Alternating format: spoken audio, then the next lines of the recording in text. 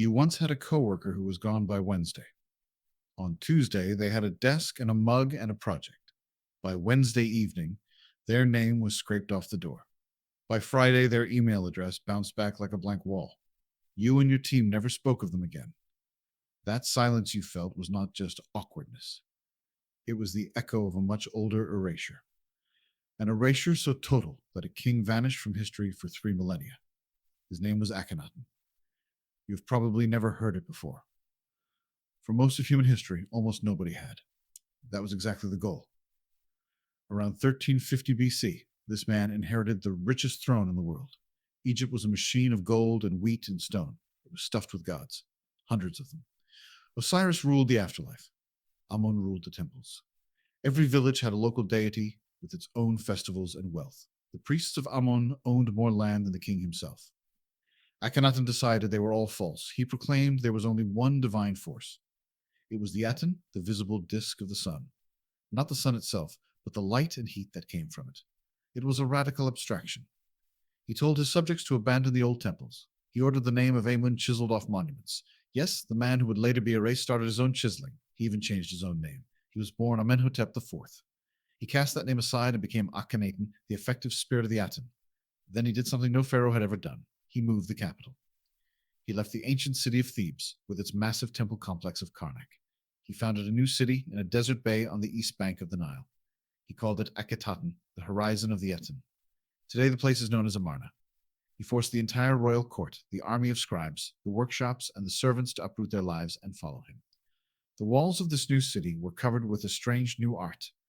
Akhenaten and his queen Nefertiti were shown with elongated skulls, full lips, and sagging bellies. They basked under the rays of the sun disk, which ended in little hands holding angst to their noses. The royal family was shown playing with their daughters, eating, lounging. It was intimate, almost alien after the stiff formal art of the Old Kingdom. The foreign vassals of Egypt sent frantic letters, which were found centuries later in the ruins. They asked for gold, for troops, for attention. Akhenaten often ignored them. His revolution consumed him. But he was the living god on earth. Nobody dared to stop him. Not the sidelined priests, not the furious military commanders, not the hungry populace who missed their familiar rituals. They waited. And then around 1336 BC, the sun disk's voice fell silent. Akhenaten died in his mid-30s or early 40s. No one knows exactly how.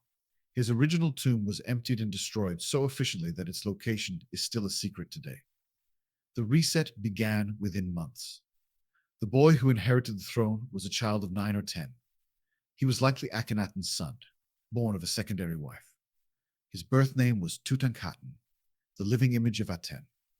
Under the control of powerful regents, that name was changed to Tutankhamun, the living image of Amun. The court packed up and returned to Thebes. The desert city was left to the sand and the sun. An archaeologist named Barry Kemp directed excavations at Amarna for over 40 years. He and his team uncovered a city frozen in a hurried departure. Bread ovens still held charred dough. Brick molds lay in the sun where workers had dropped them. But the most chilling discovery was the systematic violence done to the images. Every representation of Akhenaten's face had been hammered out. Every oval cartouche bearing his throne name was carefully chiseled to a rough blank. It was not random vandalism. It was a state-organized operation sent from Thebes with tools and orders. A historian named Adon Dodson analyzed the extent of this official damnatio memoriae. That is the Latin phrase for condemnation of memory. He found that the campaign lasted not just the reign of Tutankhamun, but continued under the next pharaoh, and reached a fever pitch under Horemheb, a general who seized the throne. Horemheb backdated his own rule. He claimed to have inherited Egypt directly from Akhenaten's father, Amenhotep III, erasing the entire period from the king lists. The regnal years of Akhenaten and his immediate successors were simply reassigned to Horemheb. The state stole more than a decade from the timeline of history. But even he was not the end of it. The pharaohs of the 19th dynasty, Seti I and Ramesses the Great, continued the deletion. They tore down entire temples Akhenaten had built and used the broken blocks as filler inside their new pylons at Karnak. A researcher named Marianne Eaton Krauss documented how even the smallest personal items were not spared. Akhenaten's gold coffin fittings were melted and recycled. His wife Nefertiti's mummy was hidden in a small, undecorated tomb and her face was mutilated. Their young son Tutankhamun was buried with a treasure that included repurposed items from the Amarna court, the names carefully beaten out and replaced. A team led by fellow Egyptian archaeologist Zahi Hawass performed a CT scan on Tutankhamun's mummy in 2005. They discovered he suffered from a clubbed foot and a cleft palate and had malaria. But the most telling detail was this. The DNA analysis showed he was the product of generations of royal incest. His parents were likely full siblings. His grandparents, Akhenaten and his sister, were also products of incest. The dynasty was so inbred and fragile that the heretic king could have been the last gasp of a biological line. Yet the institution did not collapse. It simply rewrote the bloodline to maintain the illusion of continuity. This brings you to the core of the matter. The erasure was not just a furious tantrum. It was a precise surgical operation to preserve a fiction. The pharaoh was not merely a human ruler. He was the incarnation of Horus, the falcon god. He was the high priest of every temple. He was the link that held back primeval chaos. If one of these god kings could turn around and declare the whole apparatus void, he did something dangerous. He proved that the divine right was a costume that could be changed. He showed that a whim from the palace could upend the universe. That exposed the state as a fragile human invention. The only way to restore the magic was to prove that the system could self-heal. It could swallow a failed god king entirely. It could vanish him so completely that even the memory of the betrayal faded. Within 2 generations, young scribes copying the king lists in the temple school would never know the name was missing. The stone was smooth and the story was whole again. The line was unbroken. The myth was preserved. Now fast forward to your own life. You carry the residue of that ancient surgery inside your skull. When a group you belong to erases someone, a little alarm rings in your brainstem. It says, this could be you. It says, conform, or you will become an empty cartouche. The fear of being erased is not a modern sensitivity. It is an echo from the banks of the Nile, where whole decades could be stolen from time. Look at the company you work for. When a senior executive resigns under a cloud, their portrait is taken down from the lobby before the next morning. Their name is removed from the founder's page of the website. Their LinkedIn profile is swiftly updated by someone who no longer has access.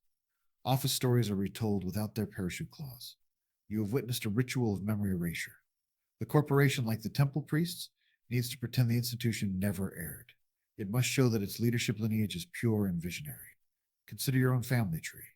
Maybe there is a relative whose name you were never taught, a great uncle who moved to another city and was never invited back, a photograph where a face is folded over or cut out with a careful scissors, a story that begins with 2 people and later is told with only one. You learned early that love and presence were conditional.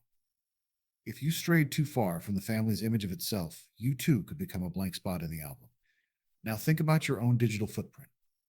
The blocked profile, the deleted comment thread, the group chat where a participant just disappears.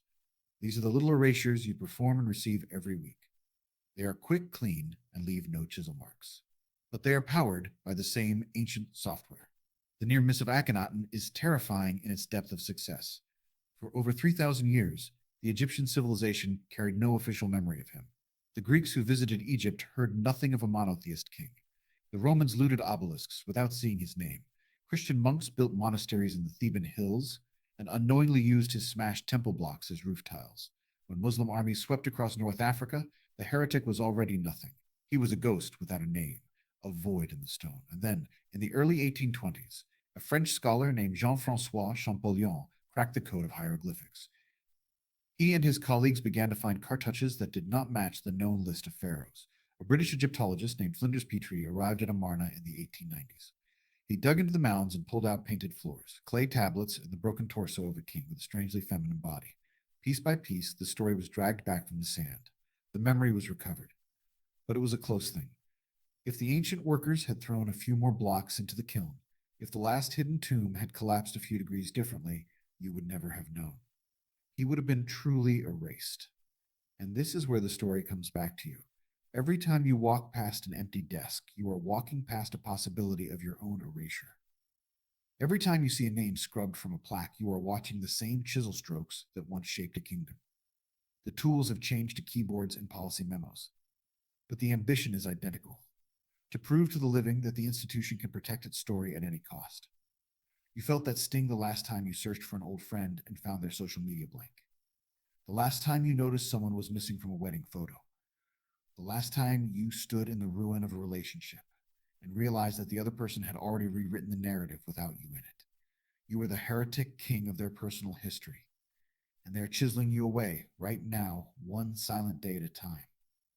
Somewhere in a museum storeroom, a limestone block still bears the scar of that first great erasure. It is the ghost of a name hammered into a blur. It is the only proof that a man once moved the sun, remade a kingdom, and then was swallowed by 4 millennia of silence. So look at your own story. How much of it has already been carved away by the hands of others? How many names have you forgotten that you swore you never would? And the next time you see a nameplate unscrewed from an office door, remember the chisels that once climbed the walls of Karnak. Remember that the silence you hear is not empty. It is filled with the dust of kings. If you enjoyed this video, please subscribe to our channel. A new story every week.